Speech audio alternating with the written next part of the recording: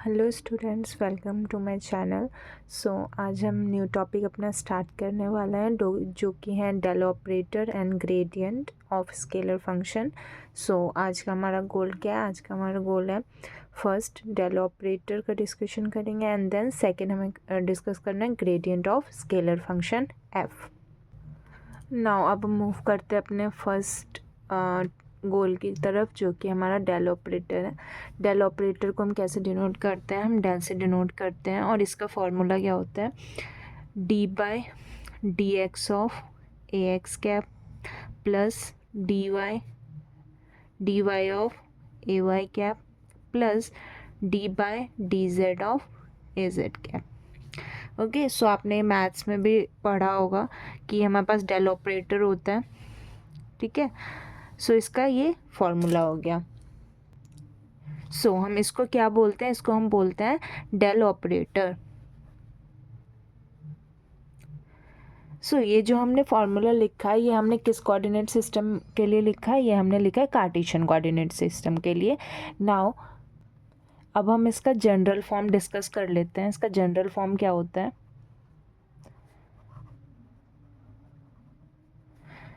General form हमारे पास होता है del is equals to 1/h1 del by del U A U cap plus 1/h2 del by del V of A V cap plus 1/h3 del by del W of A W cap.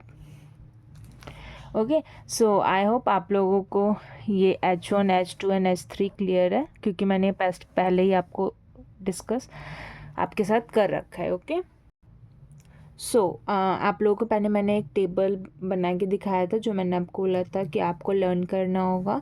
यहाँ पे मैं again से वो table draw कर रही हूँ, जिससे आप लोगों को रिकॉल हो जाए सारी चीज़ें। यहाँ पे हमने ऐसे बॉक्सेस ड्रॉ किए थे, जिसमें मैंने आपको बताया था कि U V W H1 H2 and H3। Okay, and यहाँ पे X Y Z rho phi Z and R theta phi. Okay, और यहाँ पे क्या था? 1 1 1 1 rho 1 1 R sine theta. Okay, ये आपको टेबल याद होनी चाहिए, ठीक है। अब हम क्या करेंगे? अब हम डिफरेंट कोऑर्डिनेट सिस्टम के लिए इस फॉर्मूले को रिफॉर्म करेंगे। इन कार्टेशियन आप कैसे लिख सकते हो? Del H1 H2 and H3 तीनों की वैल्यू यहाँ पे क्या है? 1 1 1। यहाँ पे आप सीधा लिख सकते हो del by del X of A x cap plus del by del Y of A Y cap plus del by del Z of A Z cap. Okay, ये हमारा किस में हो गया? Cartesian coordinate system. Now second, अब हम देखेंगे in cylindrical coordinate system. Okay, तो सिलेंड्रिकल में भी आप सेम प्रोसेस फॉलो करेंगे। डेल इज इक्वल्स टू, हम देखो H1 1 है, H2 रो है एंड H3 भी 1 है। 1 rho 1। Okay, del by del rho of A rho cap plus 1 by rho del by del phi of A phi cap plus del by del Z A Z cap. Okay, ये हमारा हो गया किसमें? Cylindrical coordinate system. Now next क्या है हमारा? Next है हमारा इन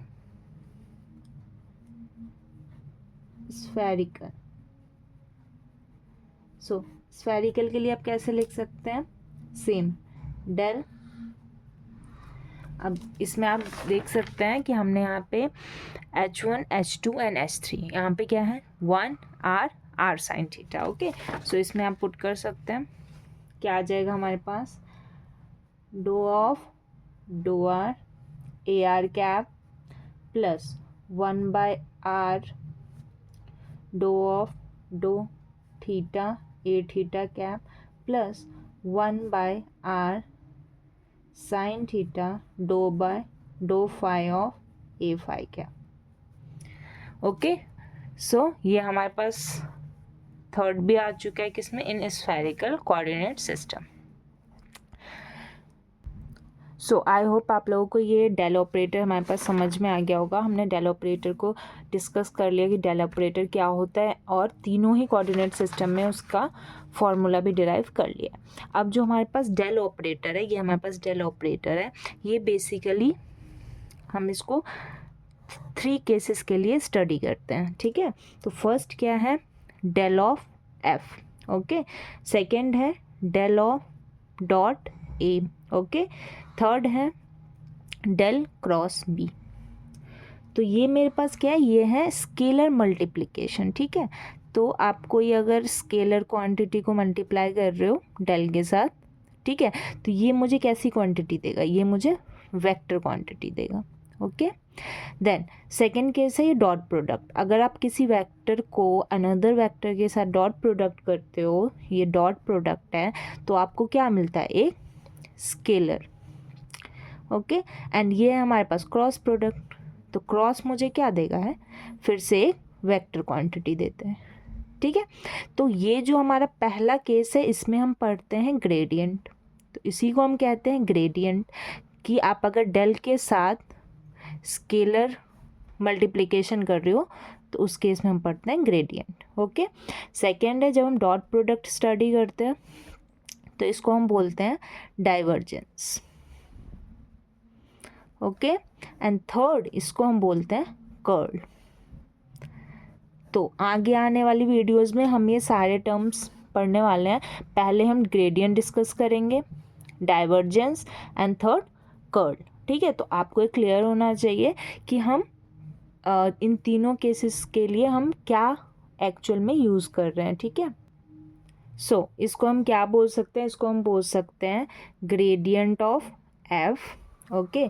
इसको हम बोल सकते हैं डाइवर्जेंस ऑफ वेक्टर ए, और इसको हम क्या बोल सकते हैं, कर्ल ऑफ वेक्टर बी, ठीक है। तो आपको ये तीनों ही केसेस क्लियर होने चाहिए कि हम कैसे इसके तीनों केस डिस्कस करने वाले हैं आगे आने वाली वीडियोस में। सो आज हम ग्रेडियंट स्टडी करेंगे, एंड नेक्स्ट क्लासेस में मैं आपको डाइवर्जेंस एंड कर्ल के बारे में भी बताऊंगी। सो अब हम डिस्कस करते हैं ग्रेडियंट। सो ग्रेडियंट क्या होता है, it is a vector quantity which gives the maximum rate of change of scalar function f and is directed normal to the surface f और scalar function f।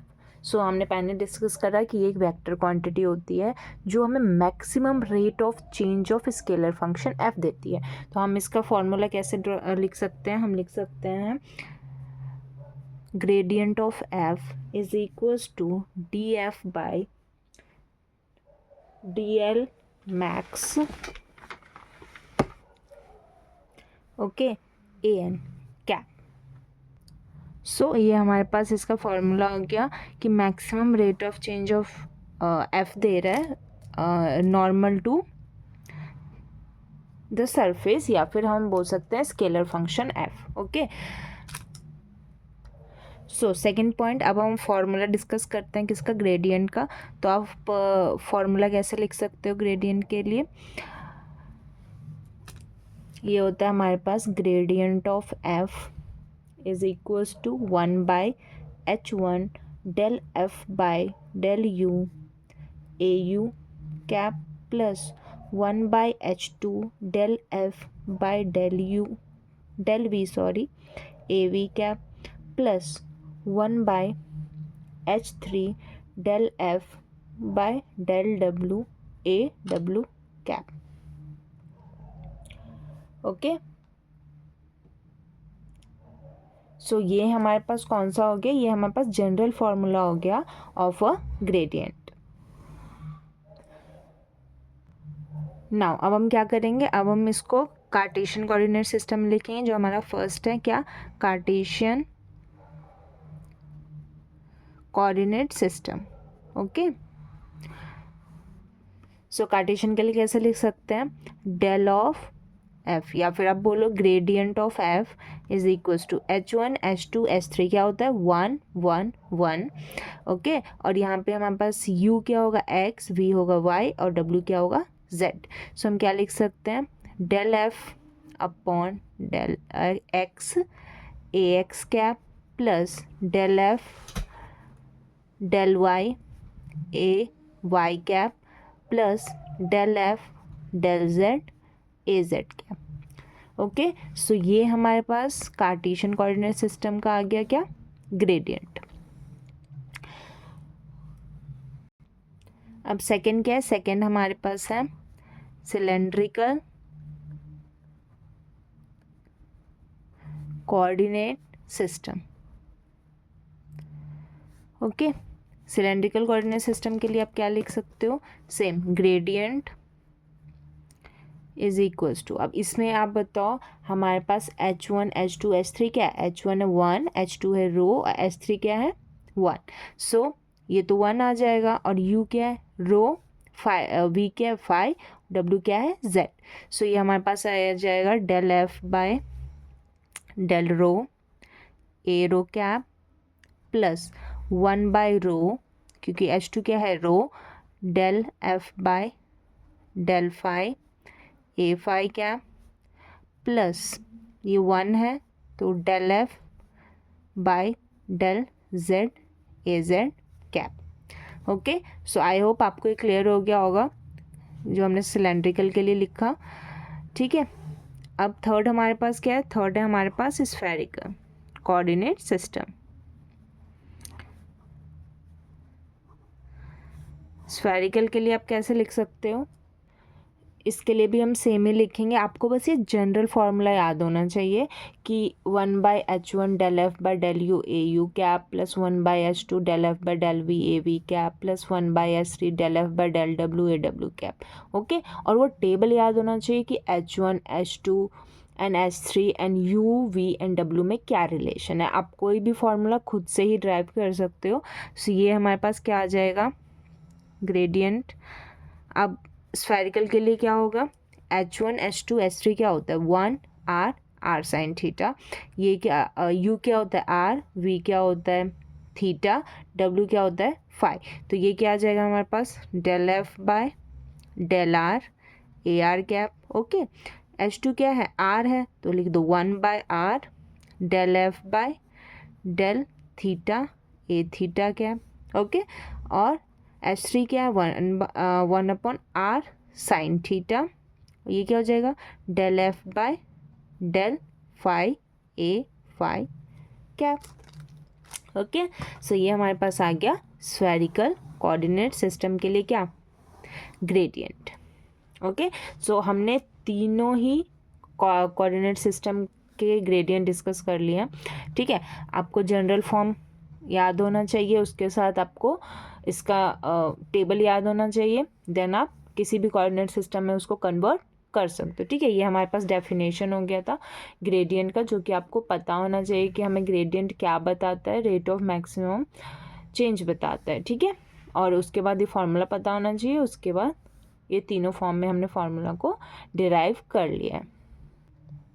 So I hope आप लोगों को समझ में आ गया होगा ग्रेडियंट एंड हमारे पास डेल ऑपरेटर क्या होता है।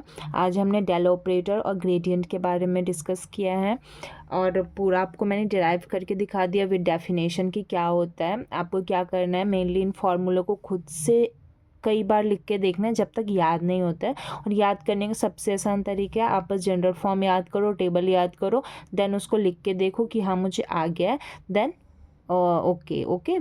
फिर अब नेक्स्ट वीडियो में हम क्या करेंगे कि ग्रेडियंट के ऊपर डिफरेंट क्वेश्चन सॉल्व करेंगे। आपको मैं तीनों कोऑर्डिनेट सिस्टम के क्वेश्चन सॉल्व करके बताऊंगी कि आप इस फॉर्मूले को अप्लाई कैसे कर सकते हैं। ठीक है, फिर आगे आने वाले वीडियोस में हम डाइवर्जेंस कर्व्स इन सब के बारे में डिस्कस करेंगे और with theorems. Okay, so I hope आपको ये क्लियर हो गया होगा। ऐसी वीडियोस देखते रहें और पिछली वीडियोस भी ज़रूर देख लें, जिससे आपको और भी ज़्यादा क्लैरिटी आ जाएगी इस टॉपिक में। ठीक है, तो स्टेप वाइज आप फॉलो करते रहें, आपको सब कुछ समझ में आता रहेगा। Okay, so thank you, bye bye.